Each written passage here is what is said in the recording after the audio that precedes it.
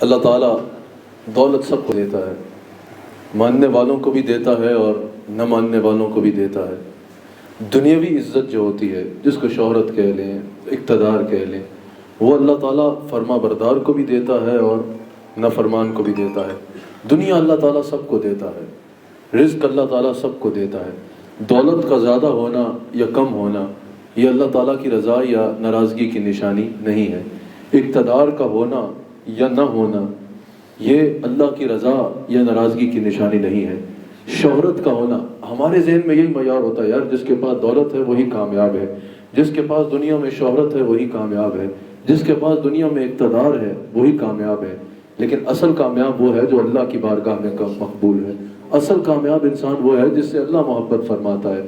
میں کہہ رہا تھا کہ دنیا اللہ تعالیٰ نے حضرت سلمان علیہ السلام کو بھی دی، حضرت عثمان غنی رضی اللہ تعالیٰ عنہ کو بھی دنیاوی مال دیا، حضرت عبد الرحمن بن عوف یہ صحابہ میں سب سے مالدار صحابہ میں گنے جاتے تھے۔ دولت اللہ تعالیٰ اپنے برگزیدہ بندوں کو بھی دیتا ہے۔ دولت اللہ نے فرعون کو بھی دی، دولت جو ہے وہ نمرود کے پاس بھی تھی، دولت اللہ نے دے دی۔ شہرت اللہ تعالیٰ دے دیتا ہے۔ دنیاوی جو ایک وقتی عزت ہوتی ہے وہ اللہ تعالیٰ فرما بردار کو بھی دیتا ہے اور نافرمان کو بھی دیتا ہے۔ لیکن رسول اللہ علیہ السلام نے ارشاد فرمایا، اللہ تعالیٰ جس کے ساتھ بھلائی کا ارادہ فرماتا ہے نا، اللہ تعالیٰ جس کے ساتھ دائمی بھلائی کا ارادہ فرماتا ہے، گویا کہ جو آخرت کی بھی بھلائی ہے، اللہ تعالیٰ جس کے ساتھ محبت فرماتا ہے، اللہ تعالیٰ اس کو دین کی سمجھ عطا فرما دیتا ہے، اللہ تعالیٰ اس کو اپنے دین کی سمجھ عطا فرما دیتا ہے۔ آپ وہ لوگ ہیں، آپ اللہ کا شکر ادا کریں، چاہے جو آگے بیٹھا ہوا ہے اس سے لے کے آخری تک اللہ کا اس بات پر شکر ادا کیا کرو۔ اللہ تعالیٰ کو اپنے دین کی خدمت کے لیے کسی کی ضرورت نہیں ہے، کسی کی ضرورت نہیں ہے۔ وہ بے نیاز ہے، وہ چاہے تو ہم سے کئی بہتر ہیں جن سے وہ کام لے سکتا ہے۔ اس پر اللہ تعالیٰ کا شکر ادا کیا کرو کہ اللہ تعالیٰ نے آپ کو اپنے دین کی خدمت کے لیے آپ کا انتخاب فرمایا ہے۔ بھری کائنات میں اربوں لوگ ہیں، وہ کسی سے بھی کام لے سکتا ہے۔ اس پر اللہ تعالیٰ کا شکر کرو کہ اللہ تعالیٰ نے آپ کا انتخاب فرمایا، کہ آپ کو دل کے دروازوں کو کھولا اس بات کے لیے کہ آپ اس کے دین کی سمجھ حاصل کر سکیں۔ اس میں دنیا و آخرت کی ہر کامیابی ہے، دنیا و آخرت کی ہر کامیابی ہے۔ لیکن یاد رکھیے گا، علم کو علم نافع بنانا، جس طرح حضرت نے اپنے خطاب میں کہا، اپنی گفتگو میں کہا، علم کو علم نافع بنانا ضروری ہے۔ سب سے پہلے آپ کو اس بات پہ غور کرنا ہوگا کہ آپ کا علم علم نافع ہے یا نہیں ہے۔ اللہ کریم نے قرآن کریم میں فرمایا نا کہ بے شک اللہ کے بندوں میں سے علماء ہیں جو اللہ تعالیٰ سے ڈرتے ہیں، جو اللہ تعالیٰ سے سب سے زیادہ ڈرتے ہیں۔ اس کی وجہ کیا ہے؟ آپ کو دیکھا ہوگا، آپ نے کہیں بجلی کے بہت سارے جہاں ٹرانسفارمیٹر لگے ہوتے ہیں، ٹرانسفارمر لگے ہوتے ہیں، بہت ساری تاریں ہوتی ہیں، جہاں کرنٹ کا بھی ظاہری طور پہ خطرہ ہوتا ہے، وہاں بڑا سا خطرہ لکھ کے لگا دیا جاتا ہے۔ آپ نے آئل ٹینکرز کے پیچھے دیکھا ہوگا، خطرہ لکھا ہوتا ہے۔ اس کی وجہ کیا ہوتی ہے؟ تاکہ جو آگاہ نہیں ہے جب وہ اس کو پڑھیں گے نا، خطرہ پڑھ لیں گے تو وہ اس بات سے آگاہ ہو جائیں گے کہ یہاں سے خطرہ ہے، اس بات سے انہیں علم ہو جائے گا کہ یہاں خطرہ ہو سکتا ہے، اگر اس طرف گئے، اگر یہ کچھ کیا تو اس سے یہ نتائج ہو سکتے ہیں، یہ خطرہ ہو سکتا ہے، جان جا سکتی ہے۔ اسی طرح اللہ تعالیٰ نے فرمایا نا کہ جو علماء ہیں وہ اللہ تعالیٰ کی خشیت دل میں بہت بڑھ کے رکھتے ہیں۔ اس کی وجہ یہ ہے کہ ان کو پتہ ہوتا ہے کہ وہ اللہ تعالیٰ کی خشیت دل میں بسائے ہوتے ہیں، وہ اللہ تعالیٰ کے ہیبت و جلال سے جو ہے وہ واقف ہوتے ہیں۔ جس طرح وہاں جانے سے پہلے خطرہ پڑھ لینے والا یہ ذہن میں رکھتا ہے کہ اگر یہاں گیا تو جان چلی جائے گی، ان کے لیے جان سے کئی گنا زیادہ ایمان قیمتی ہوتا ہے۔ ہر قدم پہ وہ یہ خیال کرتے ہیں کہ اگر اس طرف چلے گئے تو ایمان جا سکتا ہے، ایمان چلا گیا تو اللہ تعالیٰ ناراض ہو جائے گا۔ اہل تصوف کہتے ہیں بالکل جہنم سے ڈرنا چاہیے، عذاب قبر سے ڈرنا چاہیے، بالکل ان سارے جو عذاب ہیں، حضور جہاں مبشر ہیں وہاں نذیر بھی ہیں، ان سب سے ڈرنا چاہیے۔ آج بعض واعظین کہتے ہیں بھئی ہمیں جہنم کا خوف نہیں، جہاں جنت کی خواہش رکھنا حضور نے فرمایا، وہاں جہنم کا خوف بھی آپ کو کس نے بتایا؟ حضور علیہ الصلوۃ والسلام کی زبان اقدس سے ہی پتہ چلا، ایسا جملہ نہیں کہنا چاہیے۔ لیکن یہ یاد رکھیے گا، صوفیاء کے ہاں یہ کہا جاتا ہے کہ اللہ تعالیٰ سے جب ڈرنا ہے نا، بالکل جہنم کا خوف بھی ذہن میں رکھنا ہے، بالکل عذاب قبر کا خوف بھی ذہن میں رکھنا ہے، دنیاوی آزمائشوں کا خوف بھی بالکل ذہن میں رکھنا ہے۔ لیکن جب اللہ تعالیٰ سے ڈرنا ہے تو سب سے پہلے ڈرنے کی وجہ یہ نہ ہو کہ وہ جہنم میں ڈال دے گا۔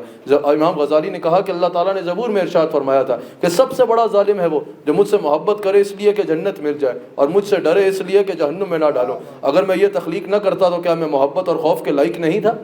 سمجھ آ رہی ہے یا نہیں؟ اللہ تعالیٰ سے اتنی محبت کرنی ہے، جیسے اپنے محبوب کا ڈر ہوتا ہے نا کہ ناراض نہ ہو جائے، جس سے آپ محبت کرتے ہیں، اگر محبت حقیقی ہو، اگر محبت جو ہے وہ مطلبی نہ ہو، اگر محبت عارضی نہ ہو، اگر مفاد اغراض کی دنیا سے ماورا ہو، تو آپ کو سب سے زیادہ ڈر یہ ہوتا ہے دنیا روٹتی ہے روٹ جائے، میرا محبوب مجھ سے ناراض نہ ہو جائے، والدہ ناراض نہ ہو جائے، میرا بھائی مجھ سے ناراض نہ ہو جائے، میرا یار مجھ سے ناراض نہ ہو جائے۔ جس طرح اس محبت میں محبت ہوتی نا، کا سب سے زیادہ محبت کا حقدار کون ہے؟ اللہ۔ تو ہر وقت یہ خیال ہو کہ ہمارا رب ہم سے ناراض نہ ہو جائے۔ روایات کے مطابق 70,000 ماؤں سے زیادہ بڑھ کے پیار کرنے والا رب ناراض نہ ہو جائے، ہمیں انسان بنانے والا رب ناراض نہ ہو جائے، ہمیں رزق دینے والا رب ناراض نہ ہو جائے۔ رزق تو وہ پھر بھی دے گا لیکن وہ ناراض نہ ہو جائے۔ ہمیں رسول اللہ علیہ السلام جیسا آقا و مولا عطا فرمانے والا، ہمیں رسول اللہ علیہ السلام کا امتی بنانے والا رب ہم سے ناراض نہ ہو جائے۔ سب سے بڑھ کر آپ کو حضور علیہ السلام کی وہ دعا جو حضور علیہ السلام نے امت کو سکھائی، اس سے سبق لینا ہوگا۔ سب سے پہلے حضور علیہ السلام نے ارشاد فرمایا، یا اللہ میں اس علم سے تیری پناہ مانگتا ہوں جو نفع بخش نہ ہو، علم بھی عطا فرما اور پھر وہ غیر نافع نہ ہو بلکہ علم نافع ہو۔ پھر حضور علیہ السلام نے کہا کہ یا اللہ اس دل سے پناہ مانگتا ہوں جس میں تیری خشیت نہ ہو، جس میں تیرا خوف نہ ہو۔ تیسرا حضور علیہ السلام نے ارشاد فرمایا، دعا فرمائی کہ یا اللہ یا کریم، پہلا اس علم سے پناہ جس میں علم نافع نہ ہو، جو علم نافع نہ ہو۔ دوسرا ارشاد فرمایا کہ اس دل سے پناہ مانگتا ہوں جس میں خشیت نہ ہو، جس میں تیرا خوف نہ ہو، اور اس دعا سے کہ جس میں قبولیت نہ ہو۔ حضور علیہ السلام تو ماورا ہیں، یہ حضور علیہ السلام نے امت کو سکھانے کے لیے، امت کی رہنمائی فرمانے کے لیے فرمایا۔ اس حدیث سے سب سے پہلے جو ہمیں پتہ چلتا ہے وہ یہ پتہ چلتا ہے کہ علم جہاں نافع ہوتا ہے وہاں غیر نافع بھی ہوتا ہے۔ سمجھ آ گئی؟ علم حاصل کر لینا ہی بڑی نہیں ہے۔ قرآن میں بھی مثال ہے نا، جیسے گدھے کے اوپر بھی بوجھ لاد دیا جائے۔ مفسرین نے اس کو تفصیل سے بیان کیا۔ مولانا روم نے تو اس بات کا بہت زیادہ جو ہے اپنے اشعار میں استعمال کیا اس کو سمجھانے کے لیے کہ اگر علم نافع نہیں ہے، اگر علم کے ساتھ خشیت نہیں ہے، اگر علم کے ساتھ عمل نہیں ہے، اگر علم کے ساتھ تقوی نہیں ہے، تو ایسے ہی ہے جیسے گدھے کے اوپر آپ نے کتاب لاد دی۔ اسی طرح اگر آپ کے علم میں اللہ کا خوف ہی نہیں ہے، اس میں آپ کا عمل ہی نہیں ہے، تقوی ہی نہیں ہے، تو وہ آپ کے لیے نفع بخش نہیں ہوگا۔ حضور علیہ السلام کی واضح حدیث ہے، حضور علیہ السلام نے فرمایا کہ عمل کے بغیر علم کی مثال اس درخت کی طرح ہے جو درخت ہو لیکن اس پہ پھل نہ ہو۔ اگر پھل چاہیے تو اس کے لیے آپ کو ساتھ کردار اور عمل چاہیے ہوگا۔ علم نافع بھی ہوتا ہے اور غیر نافع بھی ہوتا ہے۔ یہ بڑی سعادت کی بات ہے کہ آپ یہاں پر آئے ہیں، آپ پڑھ رہے ہیں، آپ دین کی تعلیم حاصل کر رہے ہیں، لیکن انہوں نے آپ کو پڑھانا ہے۔ ایک ذمہ داری آپ کی ہے جو آپ نے اندر، یہ آپ کو علم دے سکتے ہیں، نافع آپ نے خود بنانا ہے۔ آپ نے اپنے اندر توجہ ڈالنی ہے کہ کیا آپ کے دل میں علم کے بعد خشیت الہی آ رہی ہے یا نہیں آ رہی۔ خشیت الہی صرف یہ نہیں کہ دل سے سوال کریں اللہ سے ڈرتے ہو یا نہیں اور کہیں ہاں بھائی ڈرتے ہیں۔ خشیت الہی آئے گی تو پھر 5 وقت اللہ کے حضور سجدہ ریز ہوں گے۔ خشیت الہی آئے گی تو پھر اس کو دل لگا کے اس طرح پڑھیں گے کہ میں نے اللہ اور اس کے رسول کو راضی کرنے کے لیے حاصل کرنا ہے۔ جب خشیت الہی آئے گی تو پھر جبین جو ہے وہ سجدے کے نور سے منور ہو جائے گی۔ جب خشیت الہی آئے گی تو بد نگاہی نہیں کریں گے۔ جب خشیت الہی آئے گی تو جھوٹ نہیں بولیں گے۔ جب خشیت الہی آئے گی تو کوئی ایسی بات نہیں کریں گے جو اللہ اور اس کے رسول کی ناراضگی کا باعث بن جائے۔ جب اللہ کا خوف دل میں آ جائے گا تو پھر ہر گناہ سے بچ کے رہیں گے اور ہر خیر کے کام میں آپ آگے نظر آئیں گے۔ آپ کا کردار یہ بتائے گا کہ آپ اللہ سے ڈرتے ہیں یا نہیں ڈرتے۔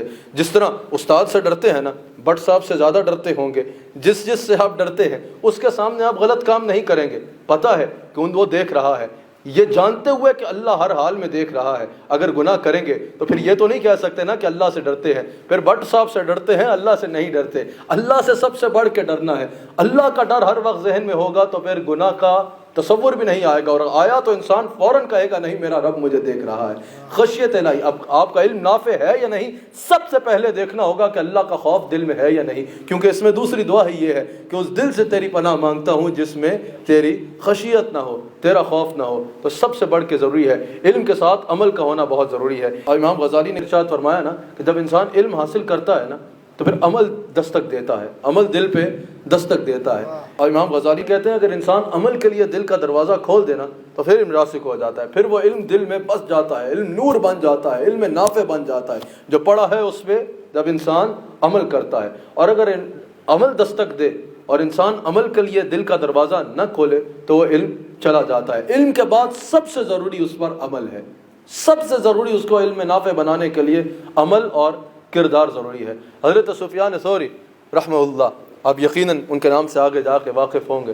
حضرت سفیان ثوری ارشاد فرماتے ہیں کہ علم کردار کے بغیر، عمل کے بغیر، اللہ کے خوف کے بغیر فقط لفظوں کا مجموعہ، الفاظ کا مجموعہ ہوتا ہے، لیکن اگر اس میں تقوی آ جائے، اگر اس میں عمل شامل ہو جائے، اگر اس میں اللہ کا خوف شامل ہو جائے تو پھر وہ خالی الفاظ کا مجموعہ نہیں رہتا بلکہ وہ طاقت بن جاتا ہے۔ اور پھر وہ علم ایسی طاقت بنتا ہے کہ اگر فاروق اعظم علم بھی تھا، عمل بھی تھا اور وہ نظر بھی تھی جس کا حضرت ذکر فرما رہے تھے، حضور علیہ الصلوۃ والسلام کی نظر بھی تھی۔ ایک نظر بڑی چیز ہوتی ہے، وہ کہتے ہیں نا نظر آخر نظر ہے، کسی بد نظرے کی نظر لگ جائے نا تو دنیا تباہ ہو جاتی ہے، دنیا تباہ ہو جاتی ہے، لیکن اگر کسی اللہ والے کی نظر پڑ جائے نا تو دنیا ہے، آخرت بھی سنور جاتی ہے۔ وہ نظر بھی تھی، وہ علم بھی تھا، وہ عمل بھی تھا، پھر وہ علم طاقت ایسا بنا کہ اگر زلزلہ آتا ہے تو زمین پہ دور مار کے کہتے ہیں کہ کیا میں تم پہ انصاف نہیں کرتا، دور فاروق اعظم میں دوبارہ زلزلہ نہیں آتا۔ وہ پھر علم ایسی طاقت بن جاتا ہے۔ جب علم عمل ہوگا تو پھر انشاءاللہ آپ کی وہ طاقت ہوگی کہ یہاں سے نکلو گے اور دنیا میں چھا جاؤ گے انشاءاللہ۔ جیسا حضرت نے کہا نا، کوئی اپنے دور کا جو ہے وہ غزالی بنے گا، کوئی اپنے دور کا رازی بنے گا انشاءاللہ، کوئی اپنے دور میں یہ بتائے گا کہ مجدد الفسانی کا غلام کیسا ہوتا ہے۔ اپنے دور میں انشاءاللہ آپ لوگ دین کے ایسے علم لہراؤ گے کہ انشاءاللہ آپ قبر میں بھی چلے جاؤ گے تو آپ کی قبر مر جائے خلائق بنے گی انشاءاللہ، اور تا صبح قیامت آپ کا کام باقی رہے گا۔ اور قیامت کے دن رسول اللہ علیہ الصلوۃ والسلام بھرے مجمع میں سے آگے بلا کے کہیں گے ادھر آؤ، تم نے میرے دین کی خدمت کی، میں تمہیں اپنے دست کرم سے انشاءاللہ اس کا اجر عطا فرماؤں گا۔ جو گفتگو میں نے کرنی تھی، میں نے صرف حضرت کی گفتگو کی، تائید میں گفتگو کی، وہ انشاءاللہ پھر کچھ دن میں انشاءاللہ حاضر ہوں گا۔ اللہ تعالیٰ آپ سب کو علم نافع بنائے، اللہ کریم آپ سب کو بے حد ترقیاں عطا فرمائے۔ حضور علیہ الصلوۃ والسلام آپ کو اپنے دین کی خدمت کے لیے قبول فرما لیں۔